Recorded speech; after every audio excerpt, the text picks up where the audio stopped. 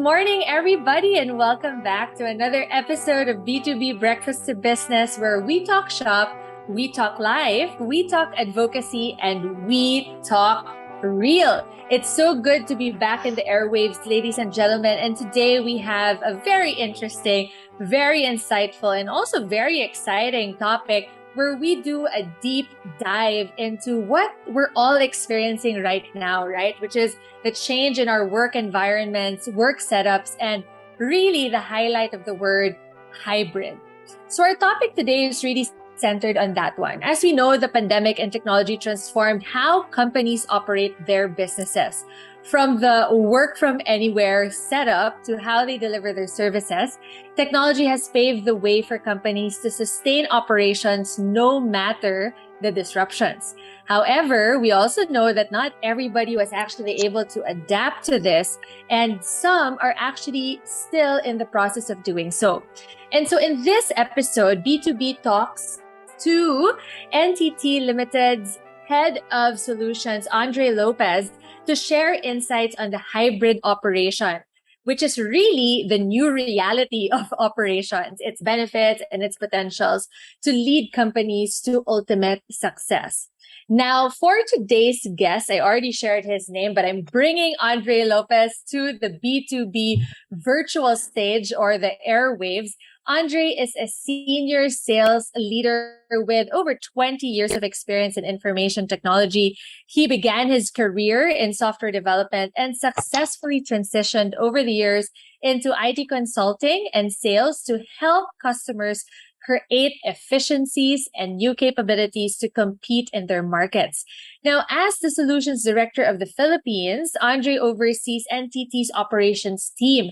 He also helps identify areas of focus in the company's solutions offerings vis-a-vis market trends and growth. Now, he also manages how the company can calibrate and strengthen current competencies to effectively execute NTT's yearly strategies. Now, I'm very excited to bring him to the airwaves. I am not going to delay this any longer. Mr. Andrei Lopez, welcome to the B2B Breakfast to Business podcast. Good morning. Hey, good morning, Bea. Thank you for having me here. I look forward to an exciting conversation with you on hybrid work, something that is very close to my heart. And we shall know a little bit more as we go through our conversation. Absolutely. I'm equally, if not more excited than you, Andrei, into actually talking about this, right?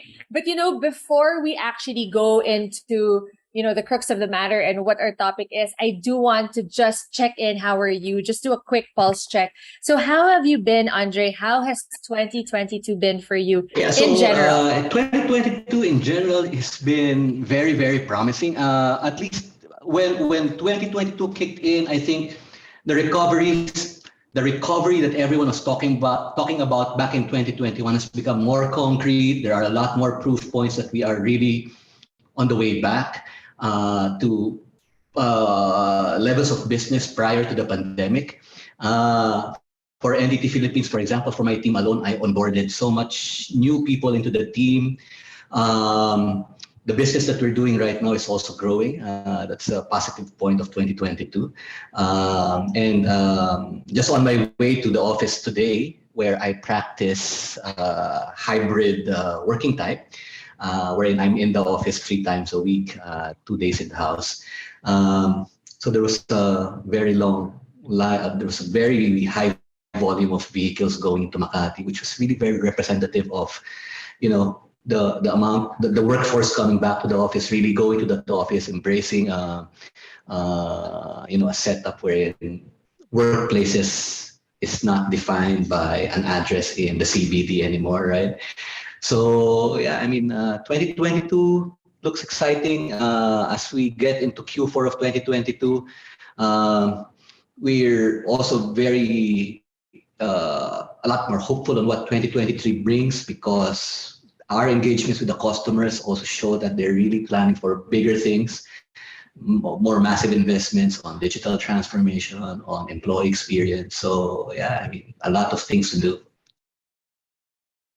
Well, that just sums up actually such an exciting first 3 quarters, I think, of 2022 for you. I love what you said earlier, as well as the reflections that you said, Andre, wherein it really has been a growth year, and I remember in 2021, there was this, you could feel it. You could feel change coming in, and it was like very hopeful in terms of, growth patterns and what are the things that we can expect. And by your stories alone and how busy you guys are, by the way, congratulations on onboarding more folks. We can really see that growth. And you already mentioned Q4. My goodness, we are just days away from Q4, where this conversation, Andre, that we're having today is actually going to be able to help a lot of companies in planning for their 2023, I hope, right?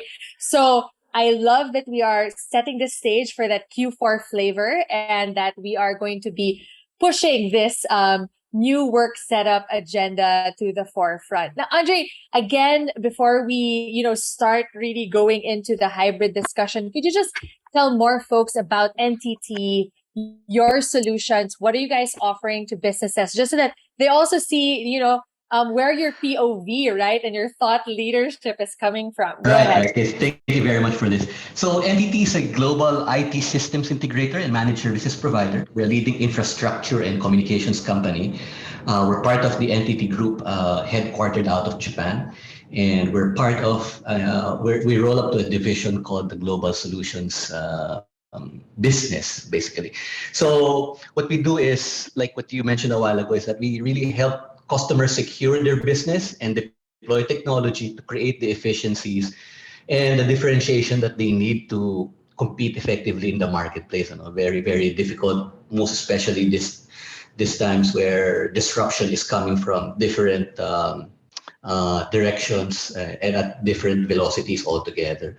And the way we realize that, the way we help customers drive those outcomes or realize the value of this technology investments that they make, is through ensuring that we follow a very methodical process, or we are very methodical in how we implement and deploy these technologies. We ensure constant availability, and over its lifetime, how we maximize those investments to realize new use cases or new capabilities altogether.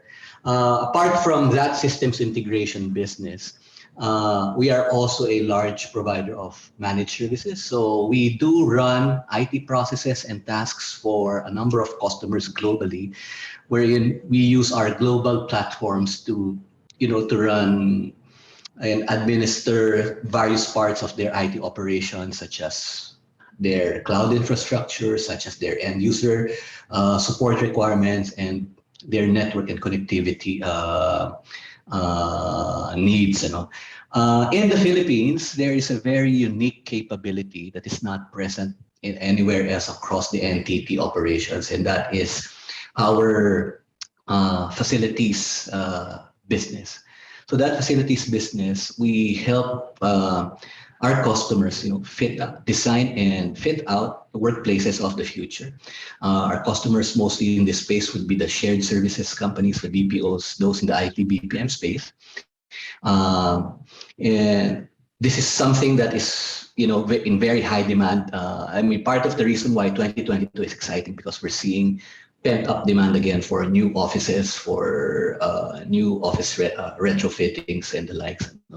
In the Philippines, we're about 800 strong across all of those capabilities. And we're a big partner to a lot of technology vendors and the local companies alike here in the Philippines.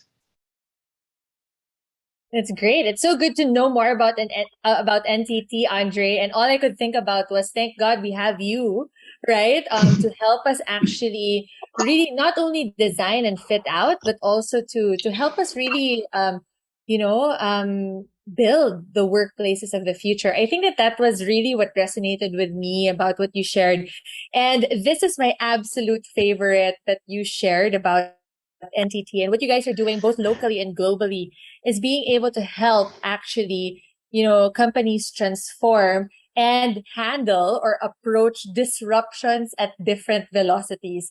I totally agree with this because, if there was one thing, I keep on saying this on B2B to all of our listeners, you've already heard me countless of times saying this, that the pandemic just really propelled us to really take on tech transformations and, digital transformation to the nth level experience, and things that we were just dreaming about and we were still trying to prepare for in the past we had to be done in 2 weeks, 3 weeks time. And that wasn't the end of it. As you mentioned, as you mentioned just now, it's something that's constantly evolving, and that there are different kinds of disruptions that happen at different paces and approaches, right? So, with that said, that everything is shifting and everything is changing, and there is this new bright world out there that we all need to conquer, Andre. I want to go back into the business of talking about our topic for today, which is the future of business operations, right? Now, you've already dropped a lot of lines earlier that is really on the hybrid. In fact, you even shared your own hybrid experience.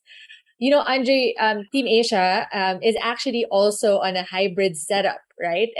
And when we started talking about hybrid in the B2B platform last year, we were already looking at, how is this working, right? And what are the things that we need to do to enable this, to really see how it would fit, how we can manage this and whatnot. But during that time, right, we were talking about it for the now, right, in Mm. response to what was happening around us. But we can see that this is already the future of businesses, and we want to be able to talk about it. So to kickstart, what are your thoughts actually on hybrid operations, and when did this trend begin? Where did this begin? And how have you seen it evolve in just, I don't know, the past few years and even just the past few Right. months? Go So ahead. to me and to NTT in general, so hybrid is more a working style wherein employees are encouraged to take on different options of where they should be working, right? So not surprising, 80 to 90% of the NTT workforce prefers the hybrid model, wherein X days in a week they are in the office for to attend certain critical in-person activities, and the rest of the week, probably 3 or 4, they're in their house, or whatever they call as their workspace, whether that be in their home, their room, a remote, a coffee shop somewhere. And this is as opposed to the on-premise world, or the default world, where everyone troops to the office and meet Chica there, eat together in lunch. And then the other end of the spectrum is fully remote, wherein you operate outside of your formal reporting structure, regardless of where you are. So to my mind, hybrid is really an evolution, or 2 steps further of what we used to call as flexible working arrangements, where you're able to work anywhere, anytime, where you fit in your lifestyle with the work that you're currently doing. So a lot of multinationals in the Philippines before pandemic have been practicing that.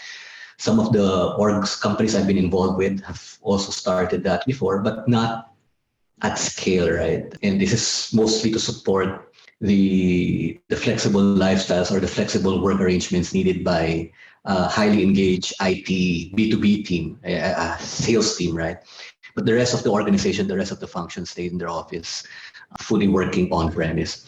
Like what you said, the pandemic, primarily because of the mobility limitations, the need to social distance, really forced us to think about how do we continue with life and enable the workforce to function as normally as possible. So, and now fast forward to 2022 and early part of 2021, where we are now allowed to go back and reclaim some of that space and that former habits, albeit with a lot more flexibility on how we go about it. I think that's where we find ourselves in right now.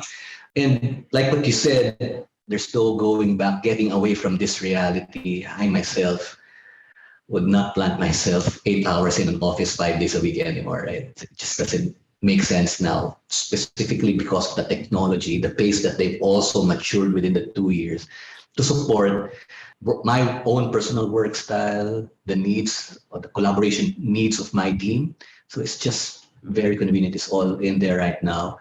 But of course, there's a little bit some what do you call this, lookouts that we need to be mindful of. But I think technology is enabling a lot of new capabilities and collaboration, particularly. Absolutely. Thanks, Andre. I loved actually what you said about being able to do these things. Because I mean, the guiding principle, I guess, also what I learned from your answer is we need to do things that make sense now. Right. Mm. And the reality also, and like what you said, hybrid is 2 steps ahead, or maybe even 5 steps ahead of what we called flexible working arrangements, right? And that, hybrid is here to stay, not just because we feel that it was just working with the onset of the pandemic, and how it has actually helped us all, but that it makes sense to us personally because we, as businesses, as professionals, as employees, and as human beings in general, we've just all changed already, right? And so we need to be able to make sure that the things that we do at work, and how we set up our work environments, will make sense to us and will cater to the needs that we have right now. And thank you for sharing your own hybrid story, and like I totally echo it. I also, for now, I can't imagine going into, like what you said earlier, a defined address in the central business district. I mean, we're in agency side, so technically, while we had an address in our own little business district, we were always actually mobile, right? Because we were all Yeah. visiting our clients. But then at the same time, now that visiting of clients are actually, we're able to do it now face to face, but at the same time maintain those virtual calls wherein we get to actually connect with one another as well. So this is a great kickoff start, Andre. I'm actually also very curious about your workplace, because you did mention earlier that your workforce has actually also shared sentiments, right, about the working arrangements that make sense to them. So NTT's global workplace report is all about enabling a hybrid workplace and modernizing operations, but at the same time also enhancing employee experience. Andre, is this the trend now in terms of operations? And can you Right. tell us more So about thank you it? for referencing the hybrid workplace report that we conducted, that we developed in 2021. So just a little bit background there. We surveyed approximately 800 customers of ours spread across 20 different countries. Um, with a big part of it coming from the C-suite. So one of the emerging themes, or one of the main themes that came about that hybrid workplace report, is the need to design around the working preferences of the employees, and how to use that as a differentiator in the very competitive workforce marketplace, if you will. I mean, as part of talent acquisition and talent retention. That's one. The second is how technology investments need to go up, not only in the workplace per se, but also in the enabling functions, that in the enabling ecosystems, basically your security and the network connectivity, right? I mean, there's no video call or video meeting that will happen if your network is choppy or it's just really bad. So those are some of the highlights of that report. But I'd like to, probably double down on from the time that that was conducted to where we are right now. So when I reference back to the report, it's really telling us back then that these are some of the guiding principles that we advise you to consider when you think about hybrid. And some of the companies that I've worked with who's followed some of those principles have basically made it part of their, I mean, SOP, if we call it. But I mean, has become business as usual for them. And it's become business as usual, like I said, because number one is that people have different preferences now for mobility and distancing, basically. I mean, while every one of us is vaccinated or boosted to a certain extent, they still want to maintain a certain level of precaution. That's the first one.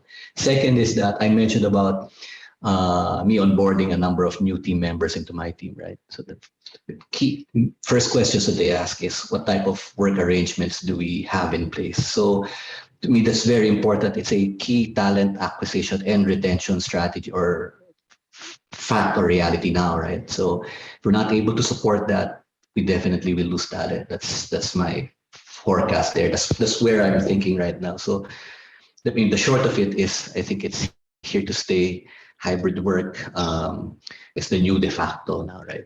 And then maybe just to extend that a little bit, what we're also as a result of that hybrid workplace report, so NTT Japan is testing out also a new concept of how offices or corporate headquarters in particular will look like in the future. One of the things that they're now dabbling into, and I think there's a lot of meat and logic behind this, right? Their observation is that corporate headquarters, so CBD addresses like what we referenced a while ago, we think that they're going to shrink, at least as far as space is concerned. And then the lost, the liberated space, I think, would come in the form of satellites or hubs where employees live nearer to. So for example, like we're 800 strong. There's a huge population of us living in the south where I come from.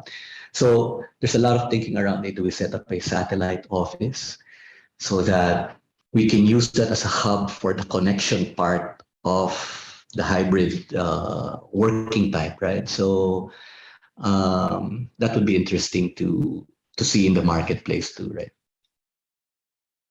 Absolutely. Andre, it actually brings me back to the conference of the IBPAP last year, the International Innovation Summit. And one of the things that they were actually sharing, this was late 2021 going into 2022, is that hub spoke satellite model, right? And it really does ring true, wherein we have those HQs, and then we have our satellite offices where people can, it can become collab spaces, right? Wherein, you come into that workspace either to work and just, have a new environment, or to connect with your colleagues, and actually also build on that culture, because company culture is also so important in being able to drive, the new normal operations, right? And speaking of which, Andre, I'm quite curious because you did mention employee preference as being a fantastic differentiator and talent acquisition tool. But I know that you guys are also really doing this from an employee management standpoint.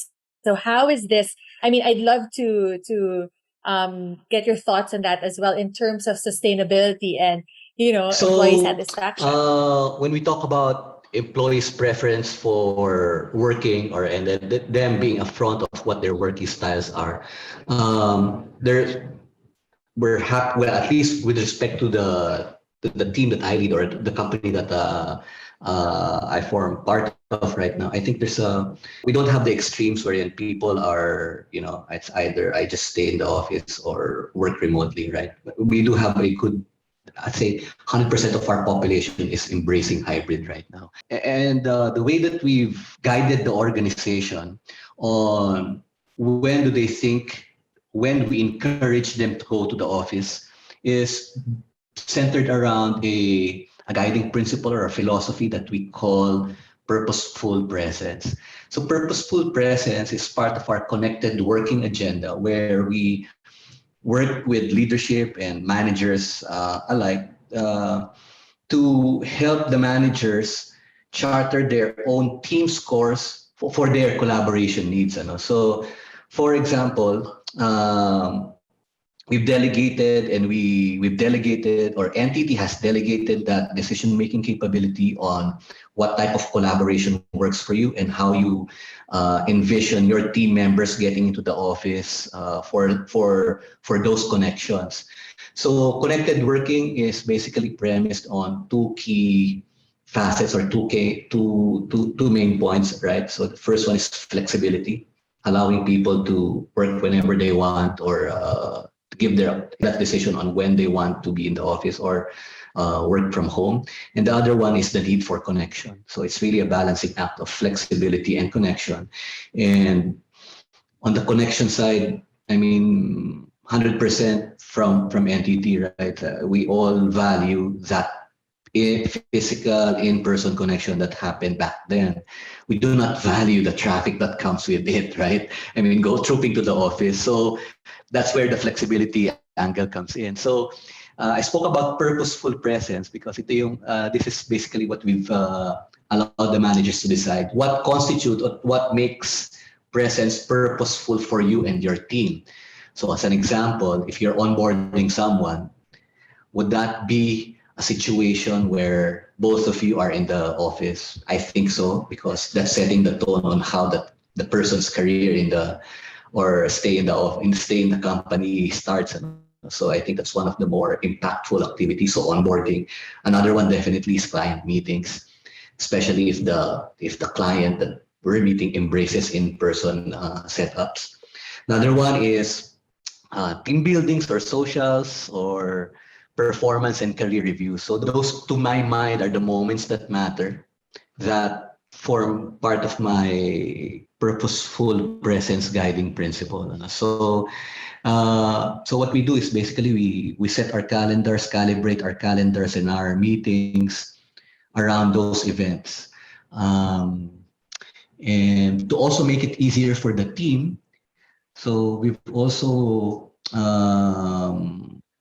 put in place already rhythms of the business that they should be in the office by when and what to do. So that it doesn't only help them manage their calendars or their work week, but it also ensures that at certain points in the week or the month that we are all looking forward to a day or days where we're all going to get connected. So yeah, that's how Love we that. how we do implement purposeful presence. Yeah.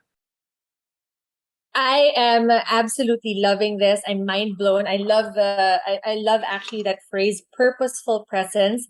And as you were sharing all of this, Andre, what I kept going back to are two words, which is really connected. So it's like connected working and connected presence. I mean, we are coming out of a pandemic where our mobility, as you mentioned earlier, was very much stunted, right? Like we could not connect with people. And so as we are moving out of the pandemic and going into this new normal, as you mentioned earlier, we are craving that connectivity, right? We are craving that connection, whether it is on a social level or a working level. We are craving that. But at the same time, we all have our own preferences now of until when do I connect, right? Or where Yeah. or what my capacity is. And the purposeful presence. And I love that you also shared that this is the call of your managers and that you are giving them the tools and the references that can help them as a guiding principle to make those calls. It gives them the empowerment, right? It empowers them actually to make that choice that is good for them and their team. Great. This is really fantastic, Andre. Thanks you for sharing. And on that note, actually, now that we've spoken about what hybrid is and what we feel is the future of business operations, I actually want to go now into why should businesses go hybrid, and the more important question, Andre, is how. Like, we know that there are folks who are embracing this already. Like what you said, your team, you're happy that there is a healthy balance of folks embracing hybrid. But there are folks that may want to, but are still in the lookout as to how to do this. So I want to make sure we're able to also give them tips and tricks, right, on how to be able to Yeah. do that transition. So before anything else, I guess my first question for you is, what are the benefits of hybrid for both businesses and employees? And I mean, if you want to reference any particular industries because you are in the know, that would be great as well. Let's Right. start with the So benefits. Go ahead. I think the key benefit. Well, I mean, we've alluded to this earlier, right? So talent acquisition and talent retention is a key benefit. I mean, it is what compels this working style to be adopted within the workplace. And I think, to my mind, I mean, the fact that you retain and acquire talent based on partly because of how you do your working, how you do or execute your hybrid workplace setup is a big motivator already on its own. Now, the second one is definitely around the workforce wellness, and to a large extent, this also a sound hybrid working plan or a working arrangement also greatly contributes to sustainability. Mm. So a lot of our more sustainability astute companies or forward-thinking organizations, right? They know the benefits that, I mean, not only from an emission standpoint, but from a repeatability standpoint, wherein you're basically affecting change that can be replicated, sustained over a longer period of time, right? This is not just a one-off thing that helps you bring down emissions or anything to that effect. Now, as far as the how is concerned, so there's so many ways to go about it. I'll take a look at it from two angles because of just because of my exposure with NTT and the expertise that we bring to the market. Ano. So the first one is around designing the workspaces. So I think a little bit old enough to see the wave wherein offices used to look like, may mga towers because of huge dividers, and then we transitioned to open spaces, to open floor layouts, open plans. Now, I think in the era of hybrid workplace arrangements, in lieu of rows and rows of desks and chairs, right? I think there has to be spots. We have to reimagine that space that will allow for further to further encourage collaboration and to further encourage connection, right?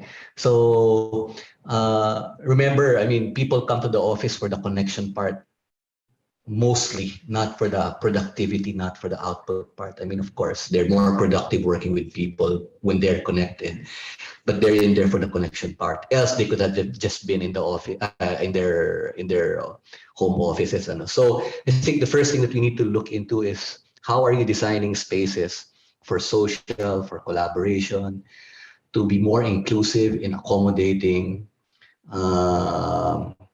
the different moments that matter, right? I mean, a moment that matter could be an onboarding session, a performance or a career session wherein it has to be really quiet, or a QBR or quarterly business review with the delivery team from a different time zone, customer here, and a remote team working in the customer's premises in, for example, in Alabang.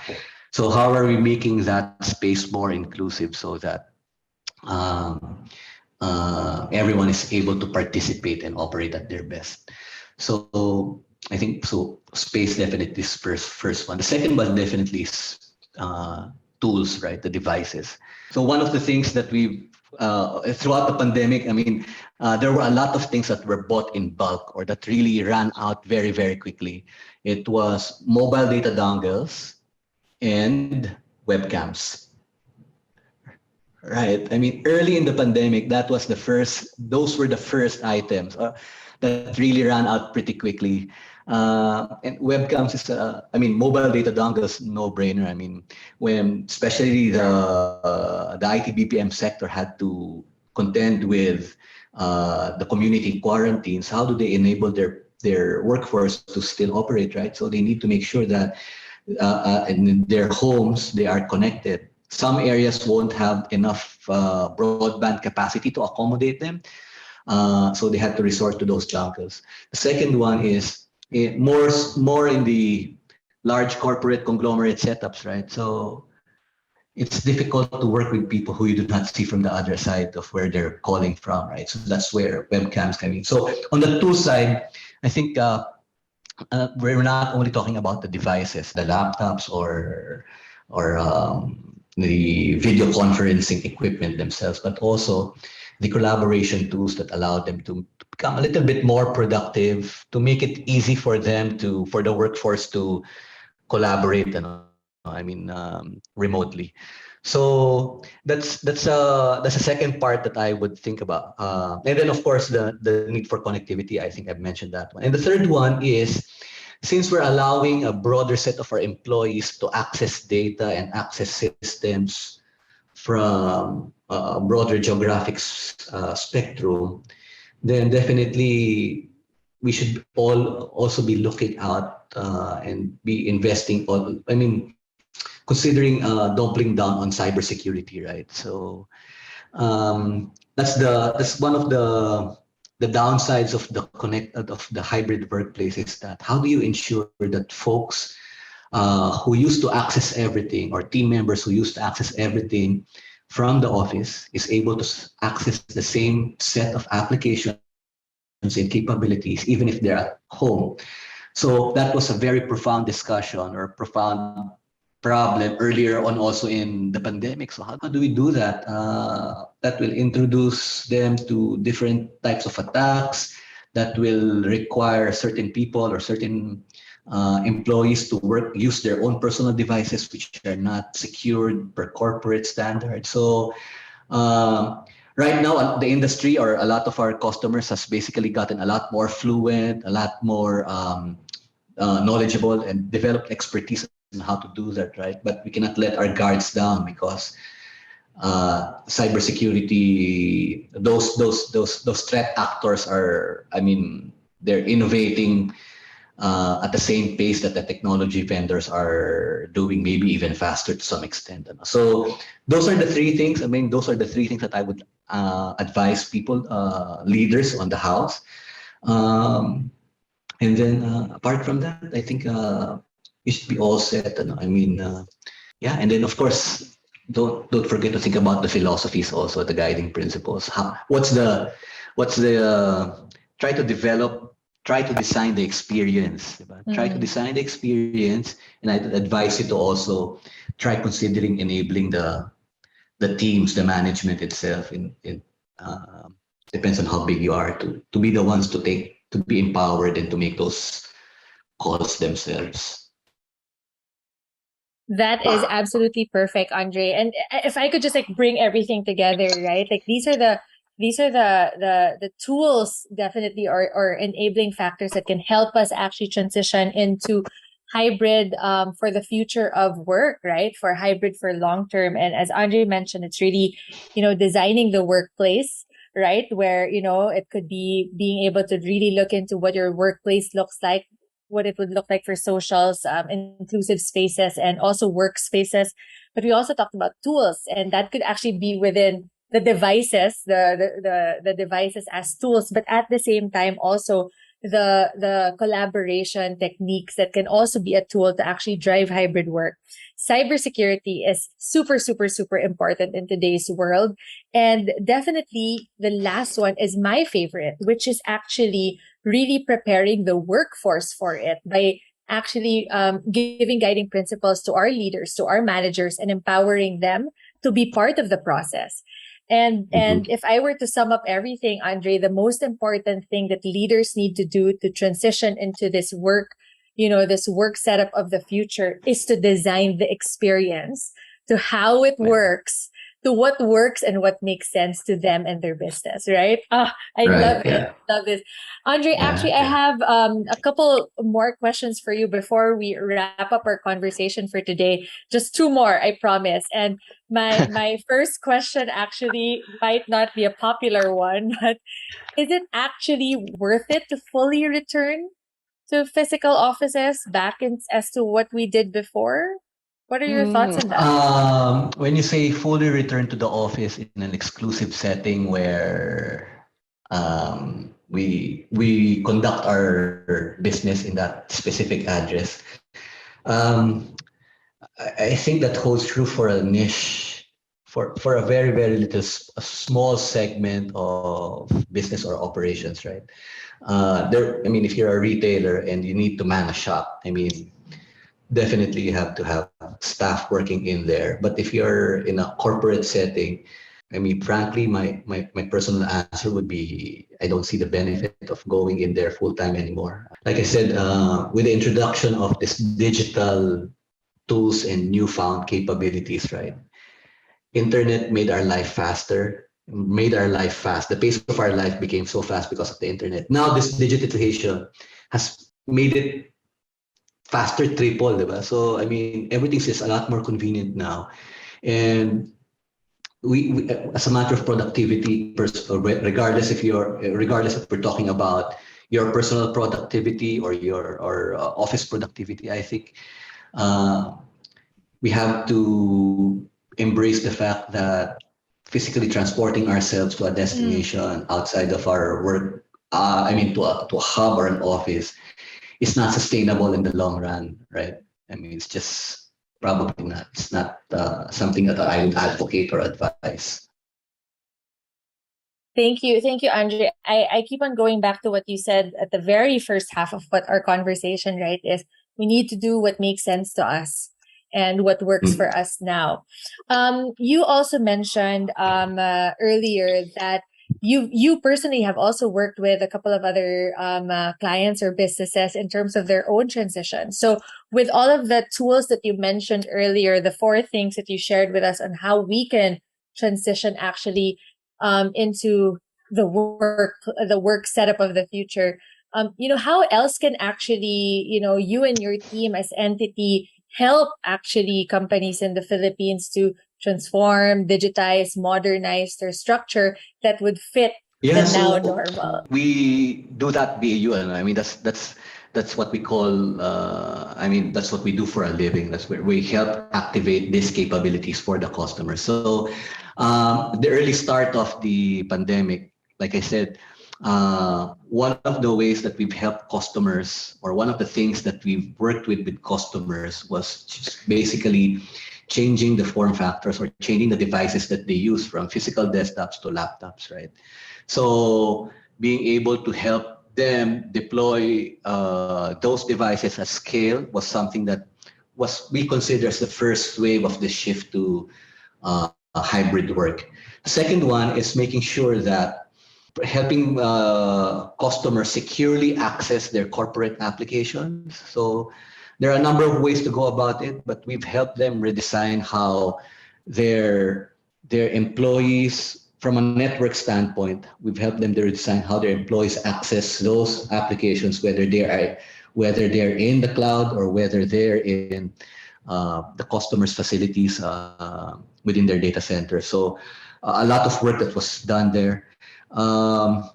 So thirdly is, apart from redesigning spaces, or I mean literally reconfiguring workspaces, one of the things that we're actively doing right now with customers, and I think this is not by chance. This is really deliberate intent. It's part of that workspace reimagination. Is they've now started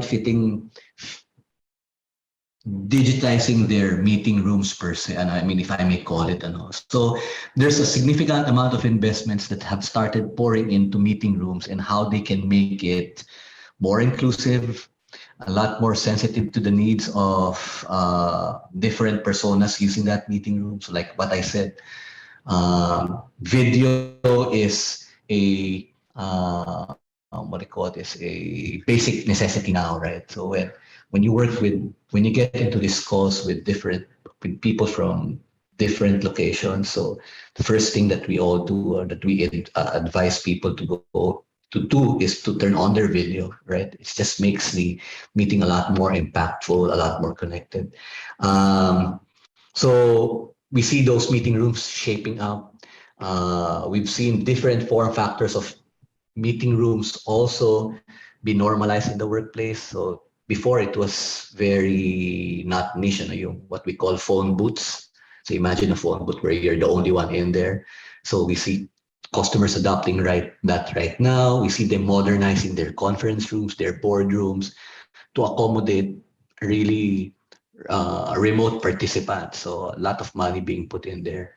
And then lastly, really is deploying technologies and capabilities to secure all the stakeholders, the employees most especially.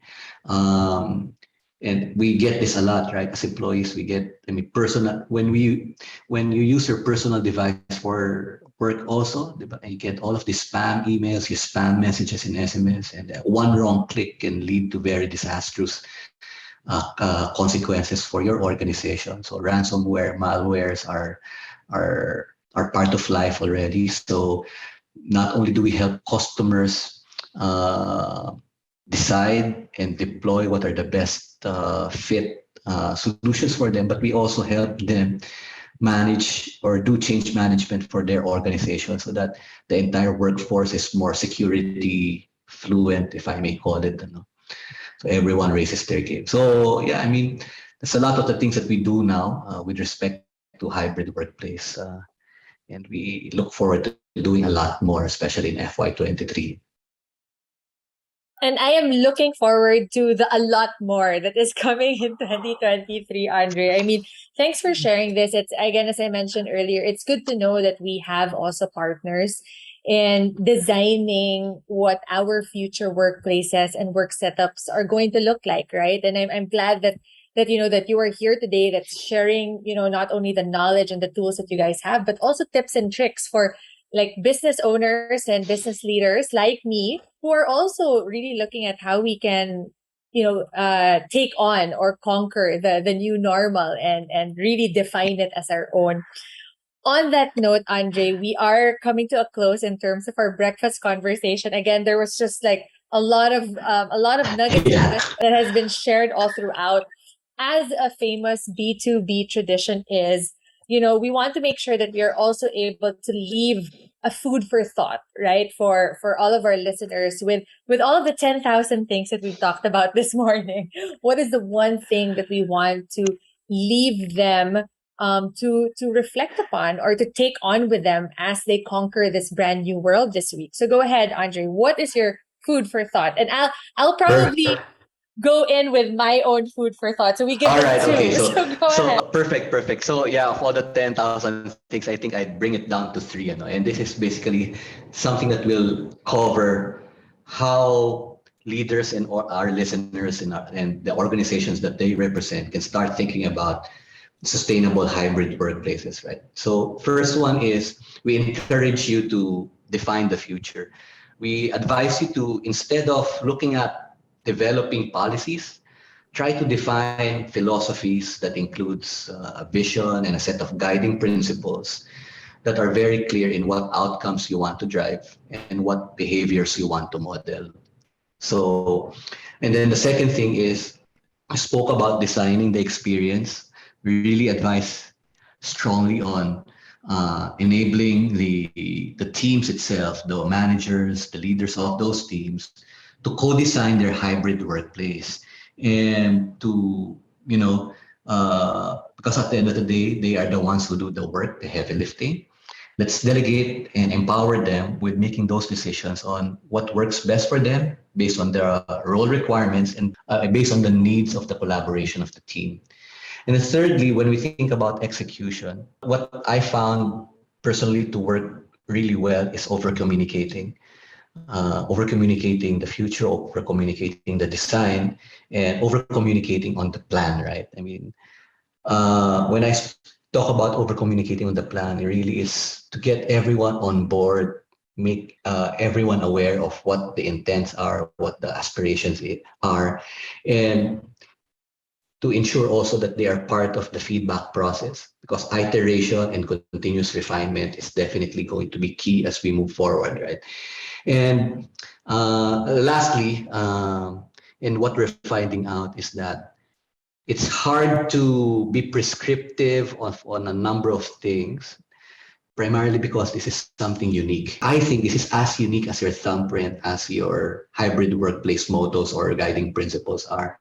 So please consider defining the future, designing the experience, and over communicate the plan and iterate and refine as you go through the execution. My goodness, that was a perfect close to our conversation today, Andre. I think that you brought all of those 10,000 things into those beautiful one-liners that everybody can actually go forth and really, you know, conquer the day and create their own experience. And actually the only thing that I want to add based on our conversation, which really resonated with me, Andre, is really highlighting also you know, the preference of folks, right? In terms of what is needed now, what makes sense to them, what is working now. So as we continuously iterate our own guiding principles, our own designs, we are guided actually by what we, as leaders, as employees, as consumers, and as people, need right now, right? And be guided by that for sure. Well, thank you so much, Andrei, for this wonderful experience and breakfast conversation. I believe that we have actually empowered a lot of our teams, a lot of our Thank fellow you. leaders out there to really take a look at this hybrid setup because it is here to stay. And I just really wanted to say to our B2B listeners that the future is exciting. As Andre mentioned earlier, we cannot wait for a lot more to happen, and we are here to be part of that conversation. So, Andre, thank you so much to you and NTT for all of the thought leadership, sharing the knowledge and sharing the love, sharing all of the things that we need to do as we transition into this, because this is the hybrid reality, folks. This is how the work setup is, and we really know that it is here to stay. So maraming salamat, Andre. Ladies and gents, we are very excited to continue this conversation. If you want to know more, if you want to engage with us, please do comment on our chat boxes or our comment sections on our social media. But for now, this is it. Thank you so much, Andre. See you at our next B2B episode. Thanks, everybody. Stay safe and ciao. That's it for today's episode of B2B Breakfast to Business with your morning girl, Bea Lim. Please don't forget to tune in to Team Asia's social media accounts to keep yourself updated on these breakfast happenings. Remember to stay safe. See you again soon here at B2B Breakfast to Business. Thank you. Ciao. Breakfast